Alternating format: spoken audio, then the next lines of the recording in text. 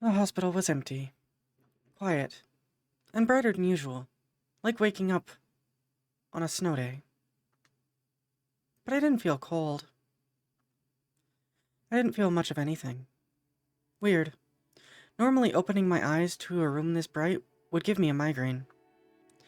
Instead, I felt no pain at all. No aching muscles, no bed sores, not even a hint of dizziness or nausea. For the first time in 7 years, I felt completely normal. Either I'm cured, or this is a dream.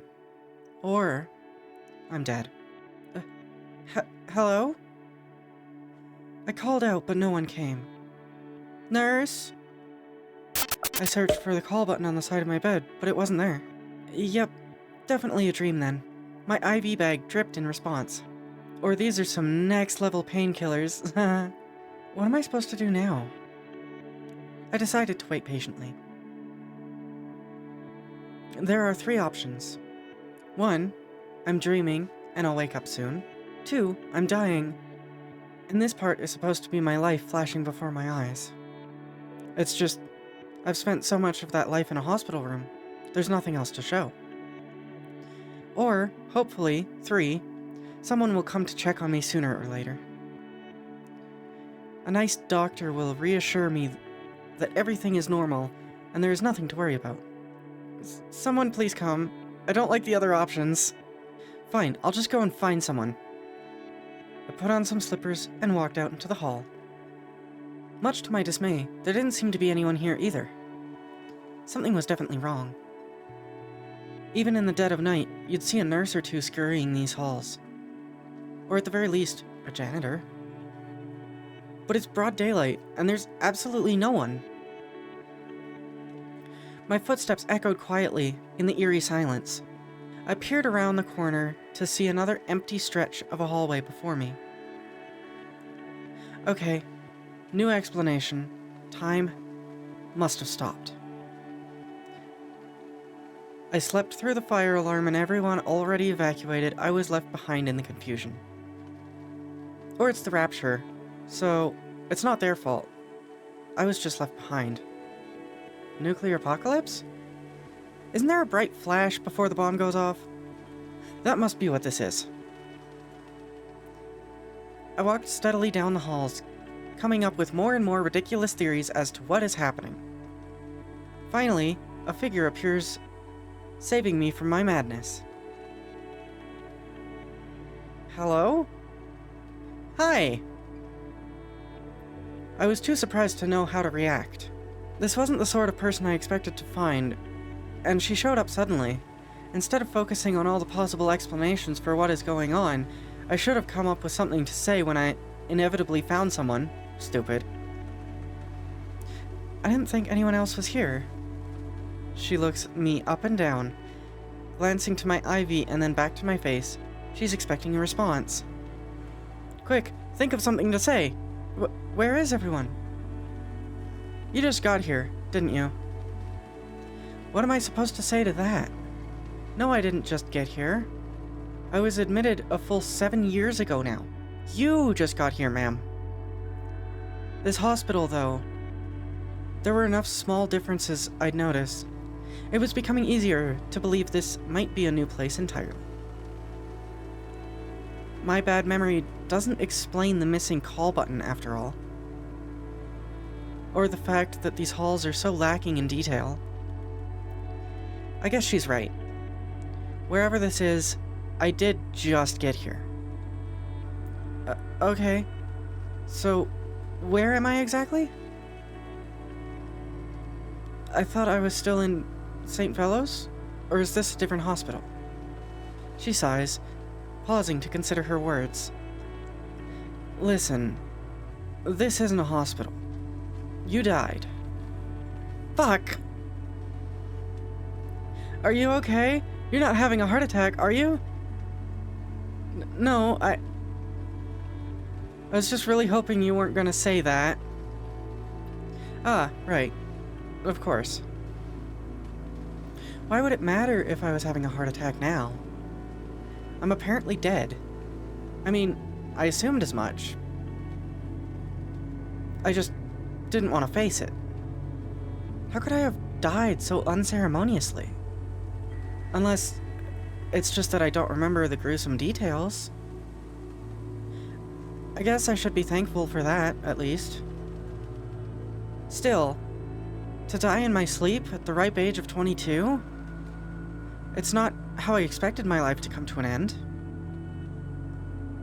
The doctors never told me I had however many weeks left to live. It feels so out of nowhere. Did I really die? I'm breathing right now. Out of necessity? Or habit? The woman clears her throat. I'm sorry. It took me some time to process my own death, too. You're also dead? I've been here about 3 months now, give or take. I wonder how she died. But it's probably rude to ask a stranger something like that. It's not like I'd want to spill my life story either. So, what's your story, kid? She asked without hesitation. I'm not a kid, I'm 22. Really? But you look so young. Being hospitalized stunted my growth, I guess. Why are we talking about this? I died. Who cares what I look like? Wow, only 4 years younger than me. Finally, someone I can relate to a little bit better. My life is pretty far from the average 22-year-old's experience. It's hard to imagine I would be relatable to her in the slightest. What were you hospitalized for? It's not cancer, is it? She's so unbelievably rude. No, it's hard to explain. Was it terminal? I continue to be astounded by this woman's complete lack of tact. Can we talk about something else? Sorry. I'm asking because I wanted to discern what your goal might be. My goal? I'm dead. Surely there's no reason left to pursue any kind of goals. To my surprise, she laughs. This might be some kind of afterlife, but that doesn't mean we should give up on living. My name is Scarlet. I'm going to get my second shot at life, even if it kills me. Moving words for someone who's already dead. What about you? Do you want to go back? Do I want to go back? To where? When? To where I left off? To before I was hospitalized? The thought of returning to my current everyday life, resuming the stasis I've been in for the past 7 years? It just doesn't sound all that appealing to me. It's not that I'd rather be dead. It's more like, now that I've died, I feel like I could come to accept it. My head doesn't hurt. I've been standing here for a while now without feeling dizzy. That's huge for me. I wonder if I even need this IV anymore. I answered her honestly. I don't know. That makes sense. It sounds like you just got here, after all. What's your name? It's Ashley. Ash, for short. Alright, Ashley, walk with me. I'll tell you everything I know. She turned immediately, with complete confidence that I could follow right after her. So I did. Scarlet walked at an easy pace, explaining the mechanics of this afterlife, as if it were a speech she'd rehearsed and recited 20 times. And maybe she had. Clearly I wasn't the first dead person she'd welcomed here. It was surreal. Thinking about the situation I was in, but also how I had no trouble focusing on her explanation despite that. Usually I feel so lost in a fog, but my mind is completely clear right now. Is this how my brain would have functioned if I were healthy? Not that it matters anymore. Based on Scarlet's explanation, I should consider this place to be purgatory. We died, but we can't move on from here. It's unclear exactly where we would move on to. Apparently, that's up to Death. We're on our way to meet them now. So, we don't get hungry? Right. Or thirsty. There's nothing to eat or drink in here anyways. And we can't sleep. You know, I haven't actually tried. But after 3 full months with no sleep, I haven't had any sort of adverse health effects. Safe to say it's unnecessary. You know for sure it's been 3 months? Time is definitely passing. I've been using my watch to track the days. Because there's no sunrise or sunset. I slow my pace and Scarlet stops in front of me. There's a pitying look on her face. The stasis isn't so bad once you get used to it. I'm already tired of how bright it is. Scarlet laughs, but I wasn't joking. I may have been spared from my usual migraine, but the constant intensity of the light was unnerving to me. If I had a choice which hospital to spend purgatory in, I'd say St. Fellows was the better option. At least there, I had the changing seasons to look forward to. How it'd get quieter after visiting hours were over.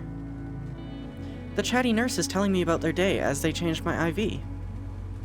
Being in the hospital for so long, you learn to love the little things. The alternative is to just feel miserable all the time. I'm not miserable. I'm still alive. But I can't even say that anymore. I grip the pole of my IV stand just a little tighter. I'm still too afraid to leave it behind. The last few wayward souls who came through here, they made it out pretty quick. Maybe you'll be able to bargain with Death too. Then you won't have to get used to this light. I'm not very good at bargaining. She laughs again, and presses a button for the elevator. I'll help you. I'm good at debate. Thanks. The elevator doors opened, to reveal a man stacking coins in the center of the floor. Don't come in. I blinked at the confusing sight, but Scarlet cut in without a missing beat. You're still at this? It's been 2 days. There's a lot of coins, and the deadline's coming up pretty soon. Scarlet leaned her forearm against the elevator door to prevent it from closing. Well, can we get in? I'm taking Ashley here to meet Death. Could you maybe catch the next one? No. Scarlet forced her way in, knocking over a stack of coins in the process. Why are you so pushy, Miss Scarlet? Because you're wasting your time. Come on, Ashley. She motioned for me to follow, and I stepped into the elevator. I did my best to avoid the coins at my feet.